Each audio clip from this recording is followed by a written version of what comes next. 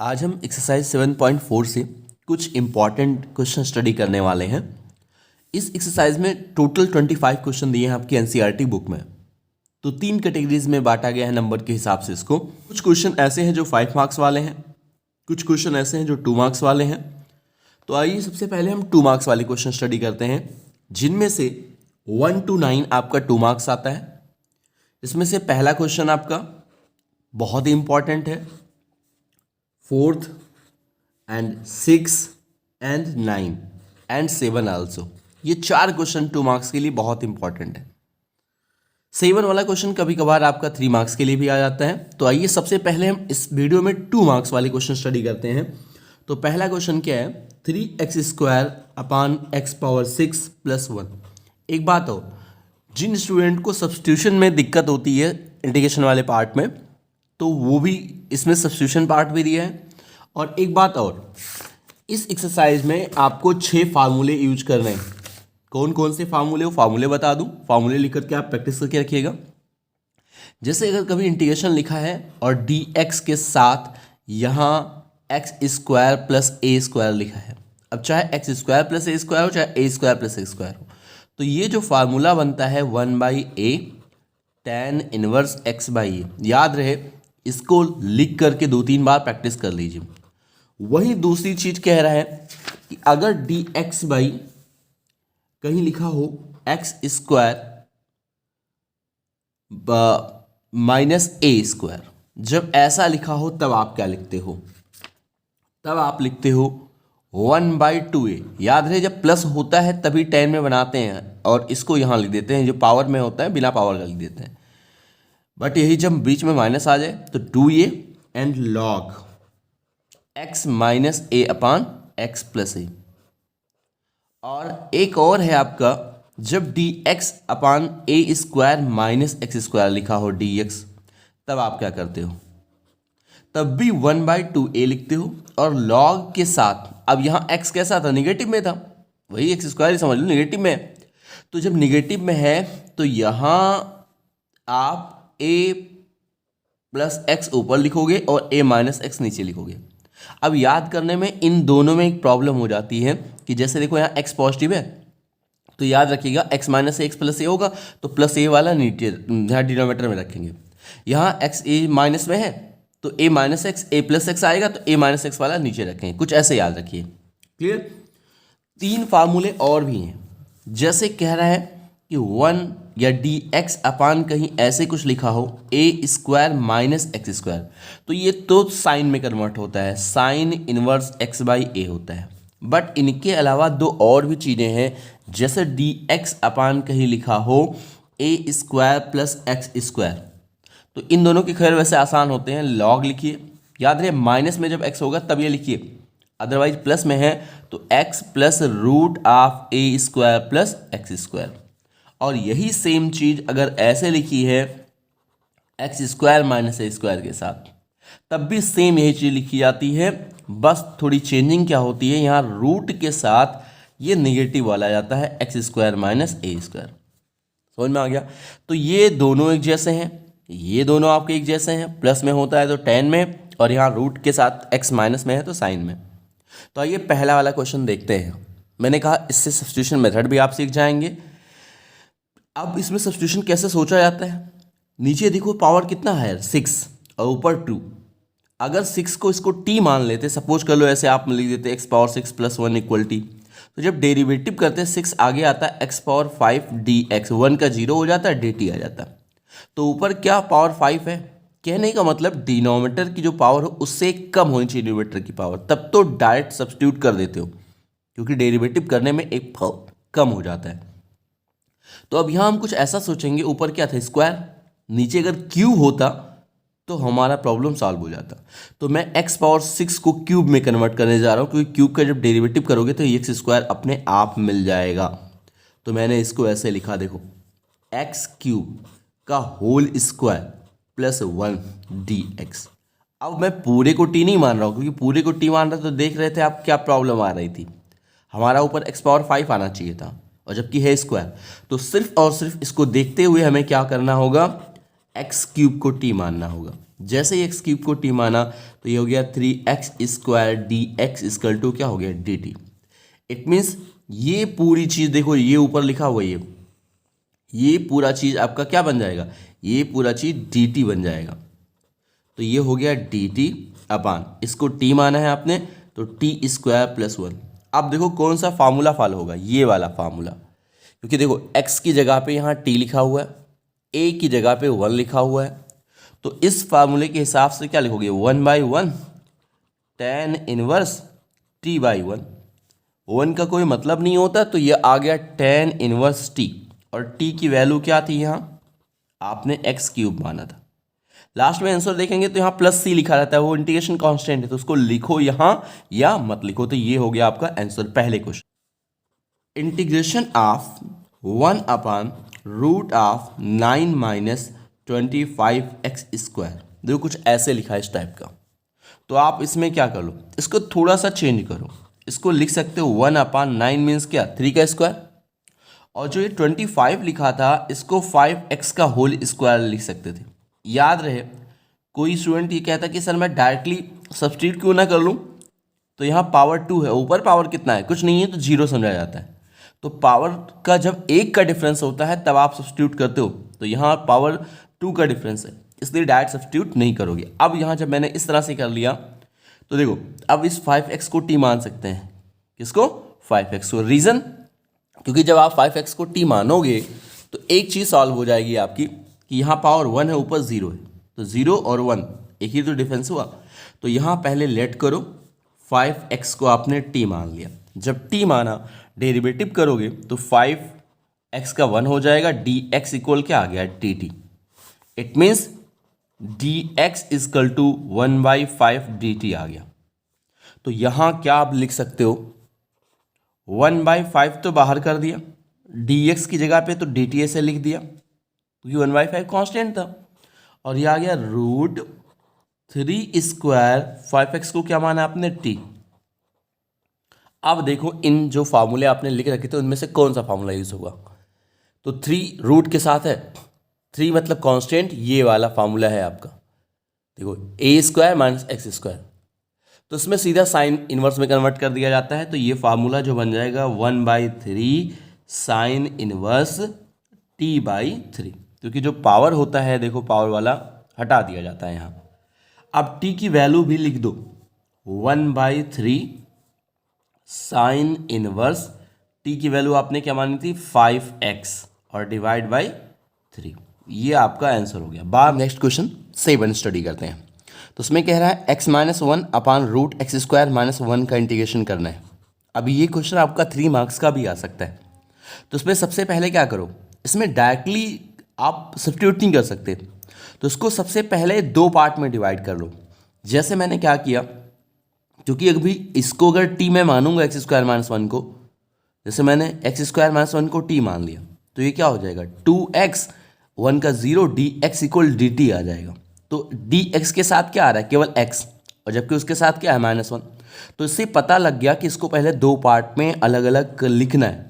तो इसको मैंने देखो क्या लिखा, x/√x² - 1 dx, एक तो ये लिख दिया, और दूसरा लिख दिया 1/√x² - 1 dx।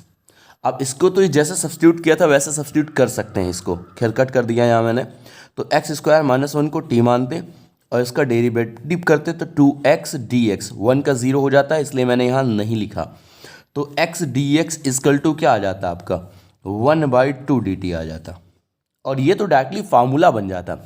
अभी फार्मूला आपको बताया था कि जब इंटीग्रेशन 1/x² - a² dx के साथ लिखा और रूट के साथ, तो उसका सीधा लिखते हैं log x plus √x² - a², तो उसका ये डायरेक्ट फार्मूला लग जाएगा। तो यहाँ क्या हो गया, x dx को 1/2 लिख दो dt, और यहाँ आपने x² - 1 को क्या माना था t माना था, और इसका तो डायरेक्टली फार्मूला लिखो log x प्लस √x² - 1, और ये √t, तो t को जब हम ऊपर ले जाएंगे तो क्या हो जाएगा, t पावर हाफ, ये समझा जाता है कितना टी पावर हाफ, तो ये ऊपर जाएगा तो माइनस हाफ डी टी हो जाएगा, और minus log x plus root of x square minus 1, ये तो आपका लिखा है। अब 1/2 इसका जब इंटीग्रेशन करोगे तो इंटीग्रेशन कैसे होता है, पावर में जो चीज़ें लिखी होती हैं उसमें 1 ऐड कर देते हो और वही सेम चीज़ सब्ट्रैक्ट कर देते हो, और यहाँ आपने लिख दिया log x plus root of x square minus 1। अब इसको जब आप सॉल्व करोगे तो क्या आएगा, 1/2 आएगा, और 1/2 यहाँ भी लिखा हुआ है तो वो तो कैंसिल हो जाएगा, और ये जो पावर को भी सॉल्व करोगे -1/2 + 1/2 तो 1/2 ये भी आएगा। इट मीन्स ये जो बनेगा वो बन जाएगा t power half and minus log x plus root of x square minus 1। T की वैल्यू एक्चुअल में रखी क्या थी आपने, एक्स स्क्वायर माइनस 1, तो यहाँ से जो आपका आंसर बना वो बन गया x square minus 1 power half लिखो या सीधा रूट लिख दो, and minus log x plus root of x square minus 1। तो ये हो गया आपका।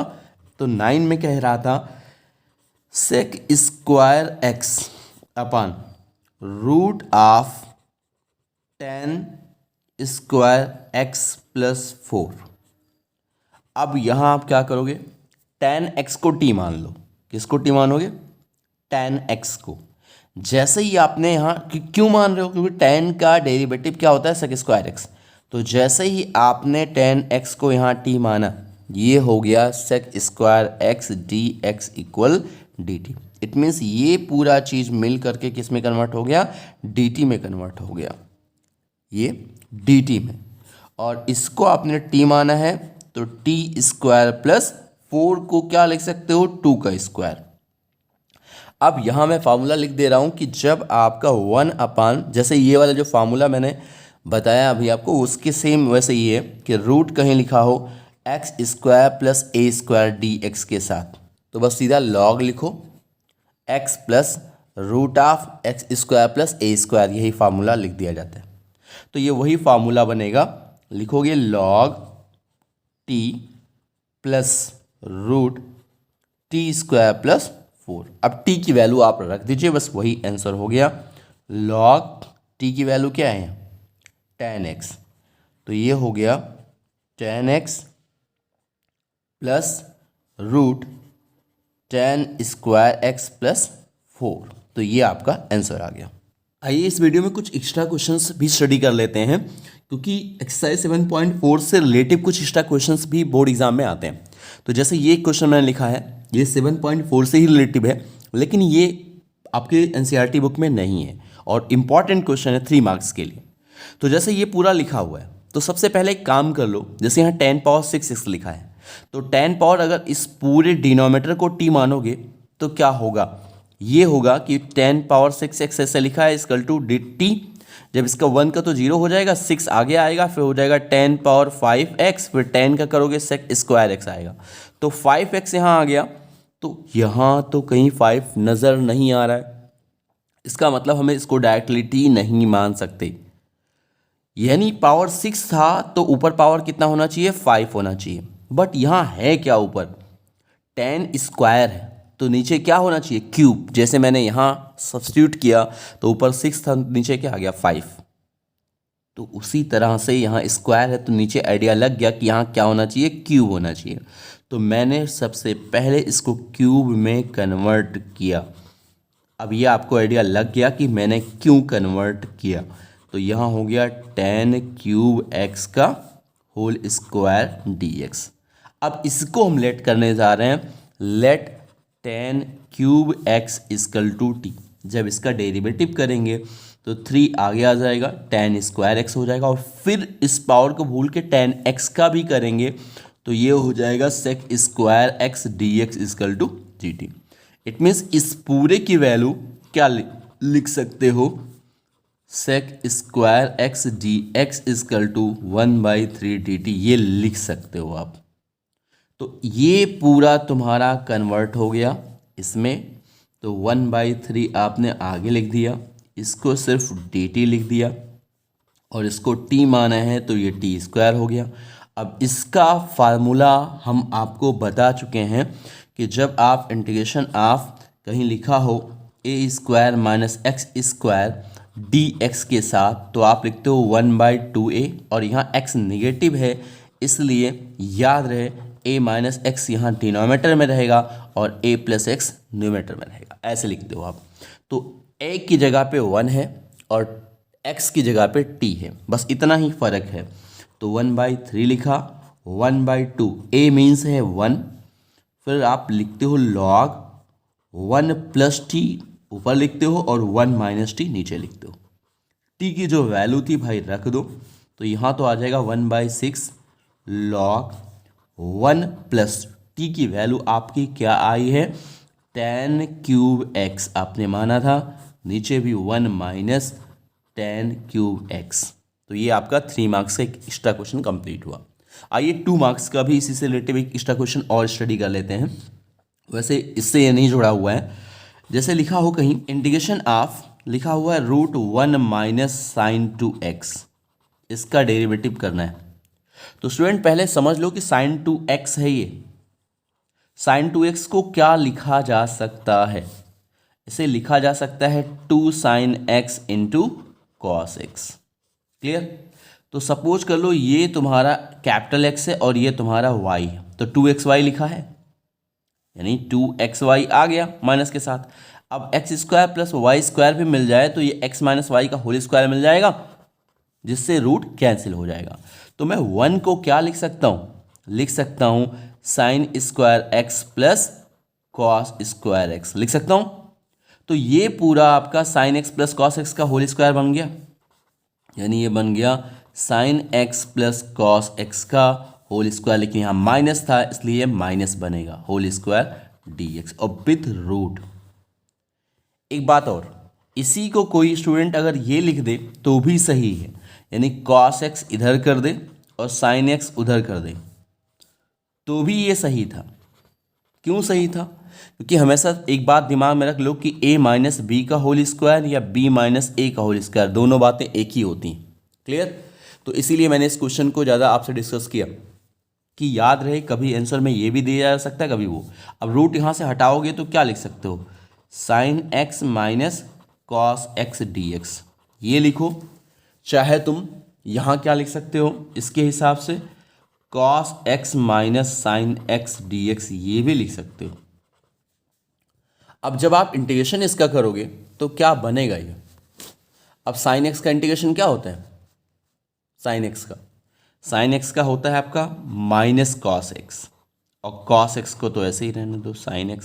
तो एक बार ये आंसर आपका आ सकता है, प्लस सी मैं नहीं लिख रहा हूँ, यानी इसमें माइनस कॉमन करते तो ये आ जाता cos x plus sine x, ये आ जाता। क्लियर। या इसके हिसाब से क्या बनता, कॉस का डेरिवेटिव तो साइन होता है भाई, और साइन का सॉरी डेरिवेटिव ने इंटीग्रेशन वहाँ डेरिवेटिव बोल दिया, तो याद रखिएगा इंटीग्रेशन है। कॉस एक्स का इंटीग्रेशन साइन एक्स होता है और साइन का माइनस होता है, तो यहाँ प्लस हो जाएगा कॉस एक्स। तो देखो दोनों के आंसर में थोड़ा डिफरेंस आया है, यहाँ माइनस के साथ ये पूरी चीज़ है और यहाँ ये प्लस। अब प्लस सी मैंने नहीं लिखा, तो कभी ये भी आंसर बताया जा सकता है। ये कुछ एक्स्ट्रा क्वेश्चन के साथ 1-2 क्वेश्चन 3 मार्क्स वाले भी हम लोग सॉल्व कर लेते हैं।